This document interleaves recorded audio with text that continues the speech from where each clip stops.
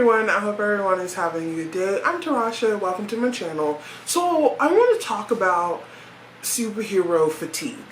And the reason why I wanted to talk about it is I've seen so many articles about it. I've seen actors and actresses talk about it.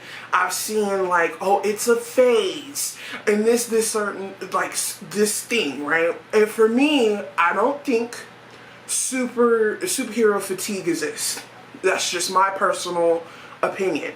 And I want to talk about it in the fact of, as a person that loves superhero movies, and I've been loving this genre of movies and TV shows for a very long time, and superhero movies have been around for a very long time, and when I see people talk about it, it's like, okay, it's just a superhero, and it's just a phase. It's just gonna go away. It's gonna be here for a little bit and then just disappear.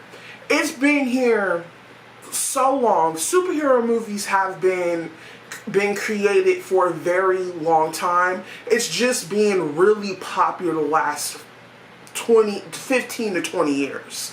And we've gotten some great movies out of superhero movies, okay? As much as we see Marvel and DC and we see the animation side of it, it gets really, in my opinion, it gets really cool. It really does, because you see certain stories get played out. You see certain storylines that if you're not a comic book fan, you see them get played out in real life form in Marvel or DC. We see it in animation. We see it in so many styles, and I feel like, is there an action or a cartoon fatigue? Because in my opinion, no. You wouldn't be saying, oh, there's too many cartoons out there. I'm getting tired of just seeing so many cartoons. I've never seen anybody talk about that. And it's not I love cartoons. I love animation. I love anime. I feel like if you like something that you like it. You know, you like what you like, but you see these other people talk about it, which is their opinion, and their opinion is valid, because I believe everybody's opinion is valid. And like, for me, my step into superheroes was the X-Men movie that came out in 2000, but I also believe when you're talking about Marvel and Marvel movies, you have to go from the beginning. And I feel like Blade was the beginning, okay?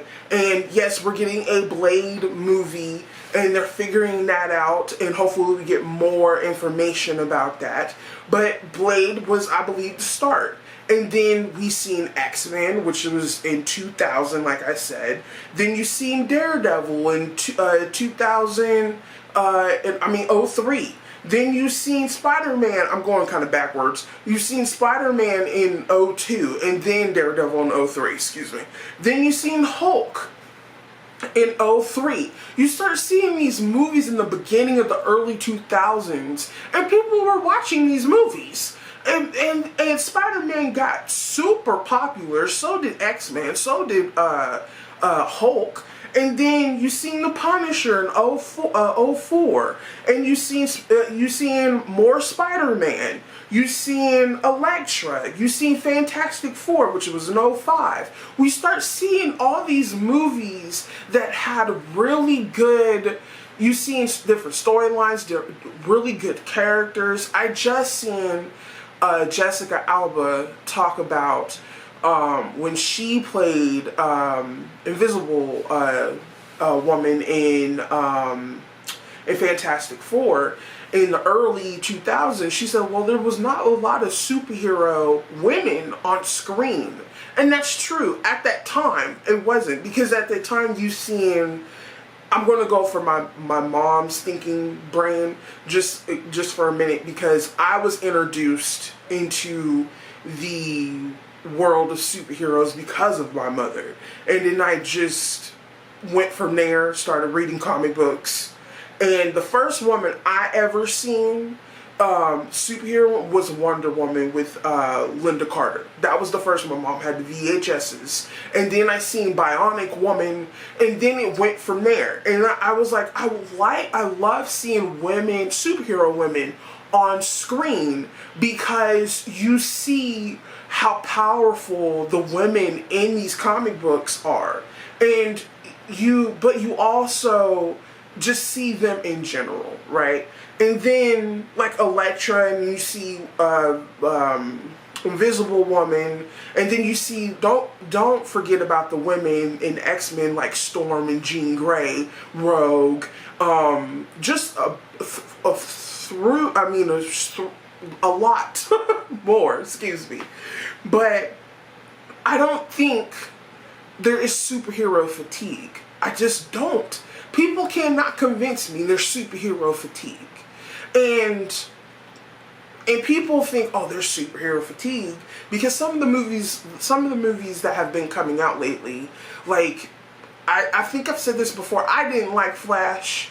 I didn't think it was a good movie whatsoever. I thought it was interesting, but I didn't think it was a good movie whatsoever. There are some movies that I just don't think was really good in the superhero genre. Flash being one of them. Wonder Woman, the second Wonder Woman movie, I didn't personally like it, but it was just not for me. I did like the first one. And then people be like, okay, there's a superhero fatigue, because we're not getting the stories that we should be getting. And I feel like when people talk about Marvel, for me, Marvel do really good movies. And I have been talking through and throughout about Deadpool and Wolverine, because I think Deadpool and Wolverine is going to be one of those movies people are like, okay, it's funny, got good action, it's going to impact the MCU in a really good way. And just as much as I believe Endgame and Infinity War did. Those two superhero movies are always going to be on the top of my list when I think about just superhero movies in general. And I believe that Deadpool and Wolverine is going to be of that caliber of, it's a really good superhero movie. They're doing what they need to do to make this a really good superhero movie. And then I see actors talk about Anthony Starr, who plays Homelander in The Boys. He recently talked about superhero fatigue, and he said he doesn't think there's superhero fatigue. And you see these articles come out here and there. You see certain directors, well, I don't think superhero movies are cinema. And then you see other actresses and actresses, I think it's just a phase. I think it's just going to be here for a minute, and then it's going to click, boom, just go away. No, I don't feel that way whatsoever. But like I said, these are people's opinions. But for me, it's like, okay, you like what you like. If you don't like it, you don't like it. If you like it, roll with it, love it, and that's it. You cannot judge someone, oh, they like a superhero movie, or they like an action movie. Oh, they shouldn't like those. They should like, it's just a phase. It's just a phase. No, I don't personally think that. I think of all the shows that I've been watching in that superhero realm, Invincible is such an amazing show. The Boys is an amazing show. Then you have, for me, I did like Miss Marvel.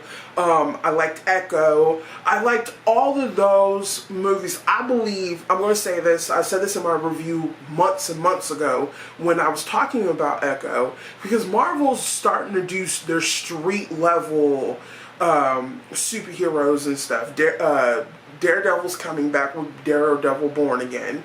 And I also want to remind people, San Diego Comic-Con is literally a couple days away.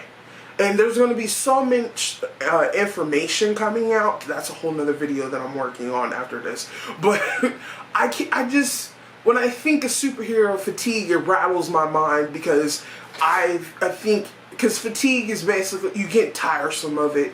It's just like that, like thing, and I never get tired of superhero movies. I can sit here and have a full, just watch it day by day by day. I would never get tired of it. And the storylines and stuff like that. And for me, I get kind of like a double dose of it because I'm watching the movies, I'm watching the TV shows, but I'm also reading the comic books.